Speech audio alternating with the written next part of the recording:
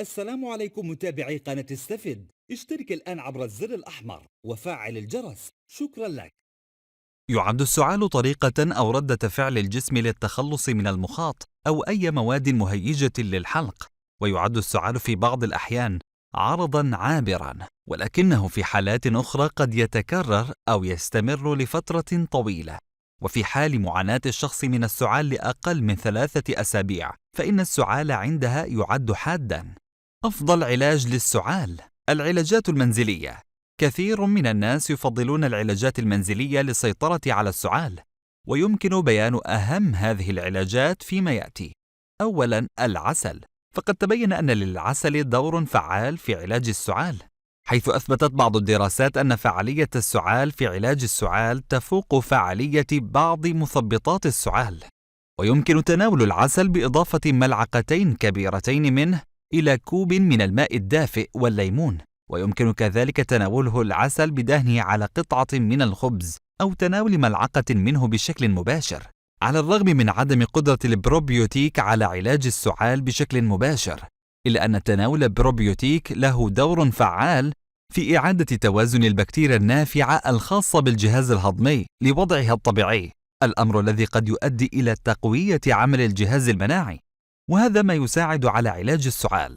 بروميولين، وهو الإنزيم الموجود في جذر وفاكهة الأناناس، وقد تبين أن هذا الإنزيم قادر على تثبيط السعال وتخليص الحلق من المخاط. ولتحقيق الفائدة القصوى من البروميولين، يمكن تناول شرائح الأناناس بشكل مباشر أو عصير الأناناس 3 مرات في اليوم الواحد. ويجدر بيان أن هناك مكملات غذائية من البروميولين التي يمكن تناولها، لكن يحظر تناول هذه المكملات في حال تناول بعض الأدوية مثل المضادات الحيوية، وعليه لابد من استشارة الطبيب قبل تناول هذه المكملات في حال المعاناة من المشاكل الصحية الأخرى أو تناول الأدوية عامة. النعنع، ذلك لاحتوائه على المناثول الذي يعمل كمضاد للاحتقان، مما يساعد على علاج السعال وتخليص المصاب من المخاط.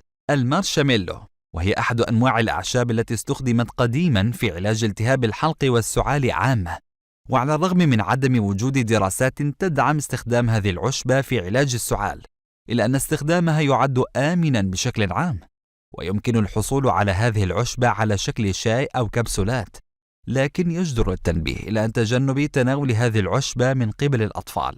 الزعتر، يمكن استخدام الزعتر للسيطرة على السعال والكثير من مشاكل الجهاز التنفسي، ويمكن تناول الزعتر بإضافة ملعقتين كبيرتين من مسحوقه إلى كوب من الماء المغلي. المضمضة بالماء والملح، ينصح بالمضمضة بالماء والملح في حال الإصابة بالسعال للأشخاص الذين هم فوق 6 من العمر، ويمكن القيام بذلك بإضافة ربع إلى نصف ملعقة صغيرة من الملح إلى كوب من الماء. ها وقد وصلنا إلى نهاية الحلقة. نسأل الله لنا ولكم العفو والعافية.